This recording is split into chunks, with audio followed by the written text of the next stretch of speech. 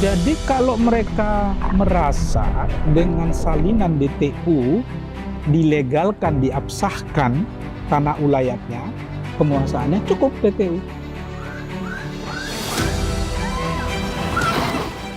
Memang di awal-awal banyak masyarakat yang belum memiliki pemahaman yang utuh kaitannya dengan apa dan bagaimana proses pemetaan ini.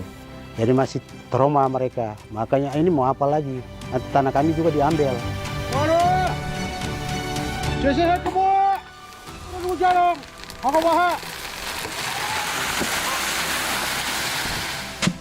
Mungkin orang tua susah payah kerja untuk anak, menyekolahkan anak-anak toh.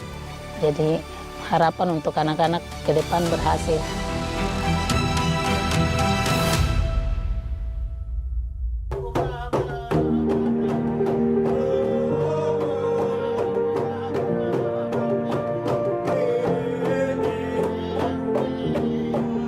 Papua, permata di timur Nusantara. Tanahnya subur, lautannya menawan, budayanya kaya, menjadi daya tarik bagi siapa saja yang mencintai alam dan kehidupan. Namun, lebih dari bentang alam yang mempesona, Papua menyimpan kekayaan tak kasat mata, adat yang dijaga dengan sepenuh jiwa.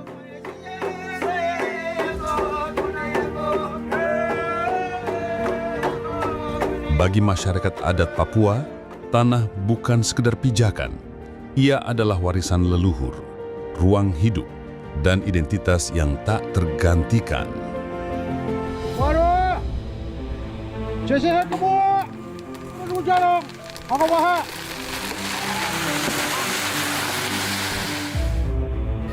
Tanah ulayat itu disebut, kalau istilah di kampung itu tanah pribadi suku itu. 5 orang struktur adat ini, 5 orang itu yaitu Terang, Digino, Tegai, Bemei, Serom. Itu 5 perangkat adat yang memang tidak bisa dirubah. Di Kampung Kesatuan Adat Sawoi, tanah bukan milik perorangan, melainkan milik bersama masyarakat. Marga Sawoi terbentuk dari marga-marga besar.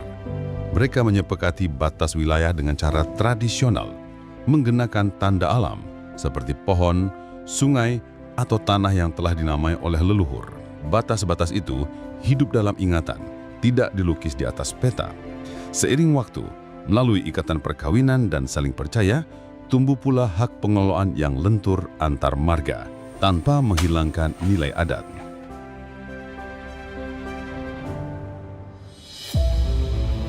Kehidupan masyarakat adat ini sangat erat dan bergantung dengan tanah adat mereka.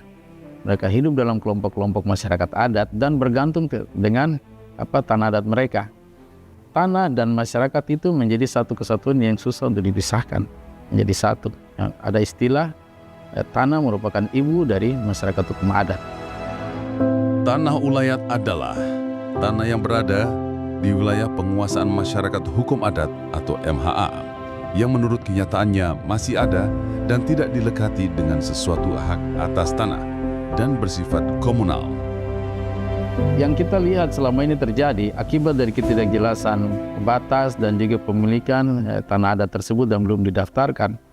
Apabila ada sebuah kegiatan pembangunan ataupun ada kegiatan investasi masuk, disitulah mulai timbul persoalan-persoalan konflik antara masyarakat adat.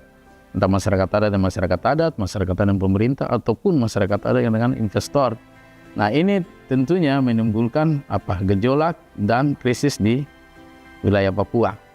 Sekarang kita lihat di wilayah pegunungan, bagaimana konflik yang terjadi di antara masyarakat terkait dengan pembangunan pusat pemerintahan. Akibat dari belum adanya pemetaan masyarakat adat, saling klaim antar suku di dalam satu wilayah yang ada pembangunan, ada investasi. Nah, seperti itu.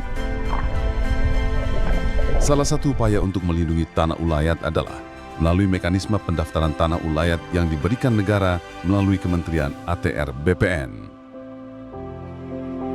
Jadi awal mula kami masuk di Sawoi itu memang prosesnya sudah cukup panjang ya dari pemerintah daerah. Pertama kali masuk itu memang melakukan sosialisasi bersama dengan pemerintah daerah, kemudian ada juga teman-teman mitra CSO yang lain.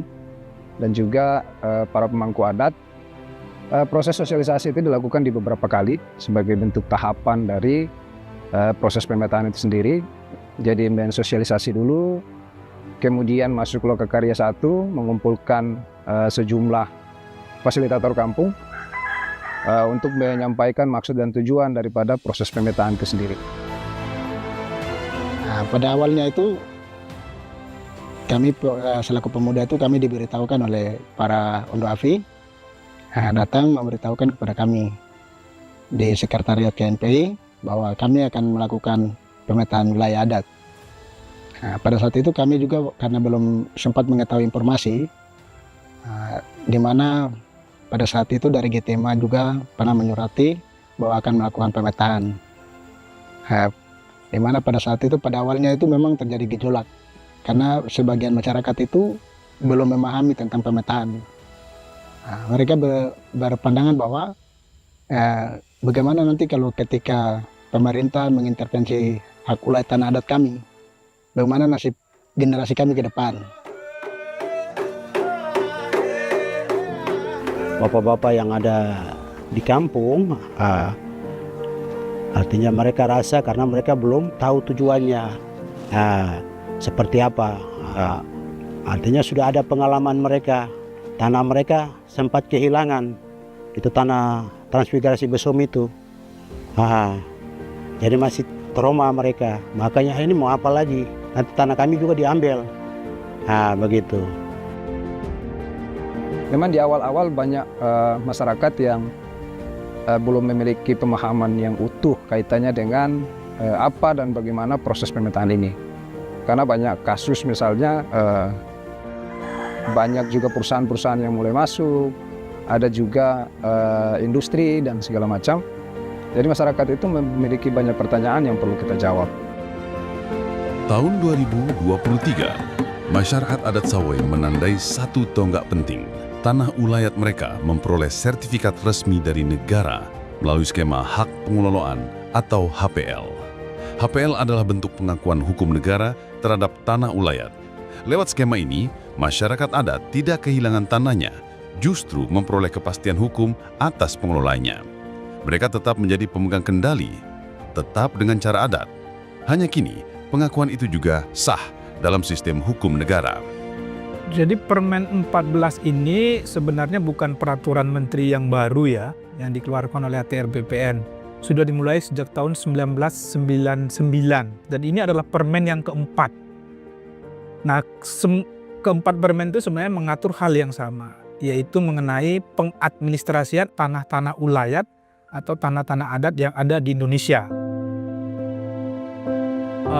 Yang harapannya outputnya ya pemerintah, kalangan swasta maupun publik mengetahui di mana saja keberadaan tanah-tanah ulayat itu, dan bagi pemerintah sendiri informasi mengenai keberadaan tanah ulayat itu akan dipertimbangkan dalam pemberian hak atas tanah. Jadi dengan keberadaan tanah ulayat itu harapannya pemerintah tidak lagi serampangan dan sembarangan menerbitkan hak atas tanah yang ternyata adanya di tanah ulayat atau tanah adat. Bagi kalangan swasta ini penting karena mereka juga mendapatkan informasi ya, kalau misalnya mereka mau berinvestasi di satu tempat, di satu lokasi, nah mereka sudah dapat informasi dari awal apakah di lokasi atau daerah itu ada tanah ulayat atau tidak. Kalau mereka tahu di situ ada tanah ulayat, berarti mereka dari awal sudah bisa berpikir, oh saya nanti akan berurusan, berkomunikasi dengan masyarakat hukum adat. Jadi itu kira-kira isi dari permen itu. Perlu kita memahami pemikiran dan budaya masyarakat adat untuk bisa menyatukan dengan aturan-aturan di bidang pertanahan, sehingga masyarakat adat bisa menerima konsep daripada pembuatan sertifikat hak pengelolaan ini. Pertama itu dari dalam masyarakat adat sendiri, yaitu pemahaman mereka tentang konsep sertifikat tanah ulayat ini. Mereka masih berpikiran tentang sertifikat itu bisa dialihkan. Sertifikat itu akan menimbulkan tanggungan pajak seperti itu. Itu yang perlu kita pastikan. Bahwa sertifikat ini memang tidak bisa untuk diperjualbelikan, hanya bisa dikerjasamakan, investasikan, seperti itu. Kita harus bisa yakinkan mereka dengan melibatkan berbagai pihak. Karena pada awal kita masuk itu mereka juga menolak, ini mau bikin apa? Bagaimana kalau suatu waktu sertifikat ini kemudian dijual oleh kita punya anak-anak atau siapapun yang kemudian berniat tidak baik? Tidak bisa kita sampaikan. Karena itu struktur adat itu masuk di dalam proses sertifikat. Jadi semua harus mengetahui dalam proses ini dan dibatasi, tidak bisa untuk diperjualbelikan. Pada saat kita gunakan alat namanya GPS itu untuk garis-garis itu masyarakat ini semua. Itu mobil datang itu langsung semua naik di mobil penuh, bahkan ada yang tidak bisa dimuat lagi, mobilnya penuh, harus mobilnya balik lagi, jemput lagi. Nah, seperti itu. Itu dukungannya itu luar biasa. HPL atau hak pengelolaan membuka peluang, kerjasama ekonomi, perlindungan hukum, hingga penguatan kedudukan masyarakat adat dalam pembangunan. Namun, jalan ini juga memunculkan pertanyaan, apakah masyarakat adat siap menyusun rencana penggunaan lahan sesuai syarat HPL? Akankah adat dan birokrasi bisa berjalan berdampingan? Jadi memang ini ada perdebatan yang cukup panjang sebenarnya yang merupakan bagian dari proses penyusunan Permen 14. Dari seluruh rangkaian pendaftaran tanah ulayat ya, dari mulai awal sampai akhir diperkenalkan dua opsi, yaitu opsi cukup sampai di daftar tanah ulayat, lengkapnya daftar tanah ulayat umum, ya berhenti sampai di situ. Yang dengan daftar tanah ulayat itu sudah ada informasi mengenai bidang tanah ulayatnya, termasuk informasi siapa masyarakat hukum adat pemiliknya. Di situ tidak keluar sertifikat sebagai tanda bukti hak, yang dikeluarkan adalah salinan DTU menurut Permen 14. Yang kedua adalah opsi sertifikat HPL, hak pengelolaan di atas tanah ulayat. Salah satu faktor yang menyebabkan kenapa pilihannya sertifikat HPL supaya pendaftaran tanah ulayat itu berakhir dengan sertifikat. Mengapa sertifikat? Supaya orang luar nanti yang berminat bermitra dengan masyarakat hukum adat yang lokasi kegiatannya itu di tanah ulayat, mereka punya kepastian. Kenapa HPL yang dipilih? Karena HPL itu hak pengelolaan dianggap satu jenis hak yang itu bisa mencakup kewenangan adat. Karena HPL itu sebenarnya hak menguasai negara, yang pemilik HPL-nya itu seperti memiliki kewenangan seperti negara. Negara memberikan ruang dan juga memberikan proteksi dan juga turut serta dalam program-program perlindungan dan proteksi kehidupan masyarakat adat seperti apa yang tertulis di dalam Undang-Undang Otonomi Khusus, perlindungan, pemberdayaan, proteksi terhadap masyarakat adat. Dengan pemetaan dan pensertifikatan tanah ulayat ini bisa jelas batas-batas masyarakat adat, bisa jelas ruang-ruang mereka, bisa jelas itu di mana tempat-tempat yang mereka bisa usaha untuk hidup, sehingga memperkecil atau mengurangi dampak konflik ataupun dampak-dampak sosial yang timbul di kemudian hari akibat dari ketidakjelasan batas-batas tanah adat. Jadi kalau mereka merasa dengan salinan DTU mereka merasa dilegalkan, diabsahkan tanah ulayatnya, penguasaannya, cukup DTU. Tapi kalau mereka merasa salinan DTU kan bukan tanda bukti hak yang kuat, bukan bukti kepemilikan yang kuat. Terus nanti kalau saya mau bekerja sama dengan pihak ketiga, terus pihak ketiganya menanyakan tanda bukti haknya, kalau saya tunjukkan salinan DTU dengan satu sertifikat, ini bagi masyarakat yang dari awal sudah memikirkan bahwa itu nanti dikerjasamakan ya dengan pihak ketiga. Nah itu mungkin bisa jadi pertimbangan dia kemungkinan akan memilih sertifikat HPL. Argumentasi lainnya karena untuk HPL itu tidak dikenal jangka waktu. Ya tidak seperti hak guna usaha, hak guna bangunan yang berjangka waktu. Jadi sisi positif yang dilihat oleh ATR BPN kalau nanti masyarakat hukum adat mendapatkan HPL dengan sertifikatnya, maka masyarakat hukum adat tidak perlu khawatir. Nanti ini setelah 20-30 tahun dilanjutkan atau tidak oleh pemerintah ini. Nah, itu argumentasi lain. Ya memang harapan masyarakat itu kan sangat tinggi, ya, ekspektasi mereka bahwa setelah ada sertifikat tentunya akan ada investasi, akan ada perubahan. Nah ini kan tentunya menjadi tanggung jawab dari banyak pihak. Kami di Kementerian Agraria kan bisa mendorong lewat program-program lintas sektor. Nah, situasi seperti ini yang kami harapkan itu perlu kolaborasi antara kementerian dan departemen. Kalau sebuah wilayah yang sudah diberikan penetapan wilayah dan didaftarkan sebagai tanah ulayat, sebaiknya itu didorong untuk bisa berkembang. Sehingga masyarakat mendapat manfaat, bukan saja mereka punya tanah dilindungi, tetapi tanah mereka bisa bermanfaat dan menjadi jaminan untuk kehidupan mereka. Tapi bagaimana pengakuan itu bisa berguna untuk pengembangan ekonomi kehidupan masyarakat adat, itu yang lebih penting setelah pasca kita melindungi mereka. Sertifikasi tanah ulayat itu adalah merupakan kegiatan prioritas untuk masyarakat adat di Papua, dan itu harus menjadi prioritas kegiatan untuk pendaftaran tanah di Papua.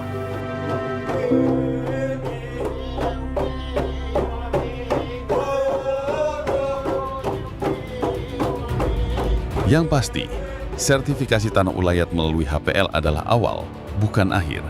Awal untuk menguji komitmen bersama antara negara dan masyarakat adat agar hukum positif tak menghapus hukum adat, tapi memperkuatnya. Semoga pengakuan ini tidak sekedar formalitas administratif, tapi benar-benar menjadi jembatan menuju masa depan yang adil, di mana tanah adat tetap lestari dan masyarakat adat berdiri tegak di atas tanah yang mereka cintai. Kami di BPN sebagai eksekutor proses penerbitan sertifikat tanah ulayatnya. Tetapi dalam proses pendataan, penelitian sampai penetapan masyarakat adat itu menjadi bagian dari porsi departemen yang lain. Perlukan di situ saling kerjasama. Itu menjadi tantangan kami sebenarnya. Kami tetap melindungi hak-hak adat, tetapi hak-hak privat yang lain pun tetap kita lindungi. Sehingga pertumbuhan pembangunan itu bisa berjalan sejajar. Masyarakat adat tidak tersingkirkan di dalam program pembangunan yang sedang berjalan. Nah, itu bisa menjadi contoh untuk kita bawa ke daerah lain. Bahwa kalau pemerintah daerah siap, masyarakat adat siap, ini bisa selesai.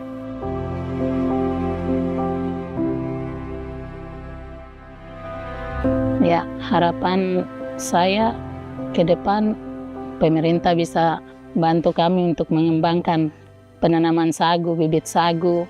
Mungkin seperti ini sudah kita kerja manual. Mungkin pemerintah lihat ke depan kita butuh alat-alat yang lebih membantu kita. Mungkin orang tua susah payah kerja untuk anak, menyekolahkan anak-anak toh. Jadi harapan untuk anak-anak ke depan berhasil. Walaupun dengan hasil ekonomi yang sederhana cukup.